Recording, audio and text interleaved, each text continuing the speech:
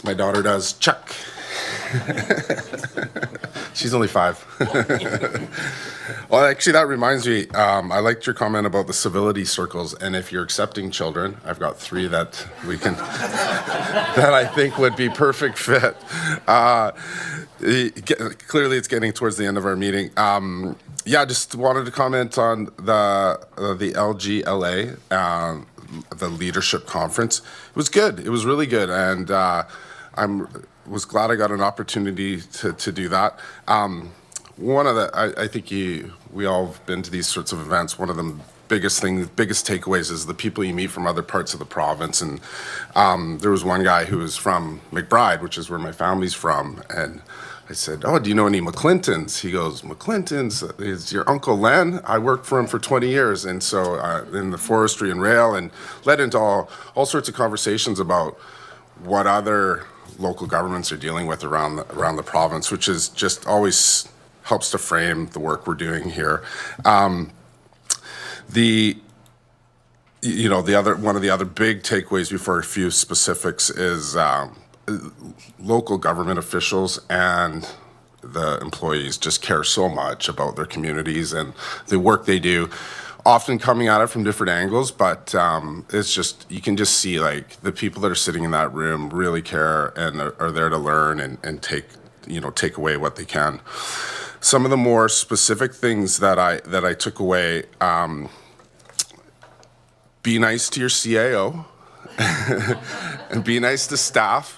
It really matters, not only for their day-to-day work, but if people move on and you need to recruit people to your area, they're paying attention to what the things that we're saying here at the board table and how we treat staff. Are we throwing them under the bus? That kind of thing.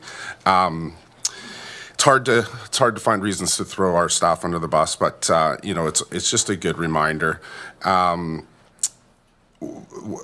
I don't want to use the incorrect terminology, but I just want to get to the point that there was somebody from a Kelowna Nation and just talking about interacting with First Nations, which is a phrase that I, may be embarrassed to not know, but kind of a big takeaway was meet with them more than 50% of the, go more than 50% of the way, more than 50% of the time. And it's just as the nations or different First Nations groups are organizing, they're almost more like mini countries rather than like local governments, and they're just dealing with so many different things in it.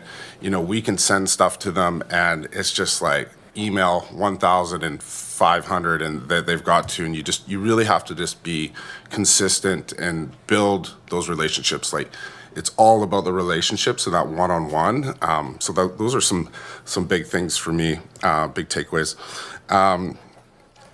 The last couple points, we're doing a really good job here at the CVRD. Listening to some of the other directors and leaders talking about the planning that they need to do and the reporting and how important that is to get that stuff started and worked on, and just how much of that stuff we already have in place. It's just a testament to the work that's been going on here for a long time and continues to happen.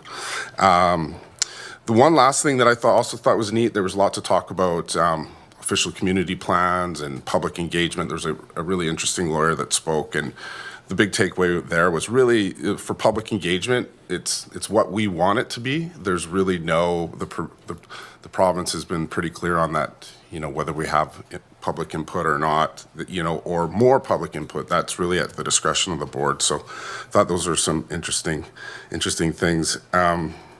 Yeah, and lastly, if you want to have a good time when you're at an event like this, just find Tech Manhas and he'll hook you up. But other than that, it was a fantastic event. It was great to have a little bit of time to talk with our chair a bit more, and Mayor Staples was there as well. So yeah, great event, and thanks for letting me go. Appreciate it. Thank you so much, Director McClinton. Okay.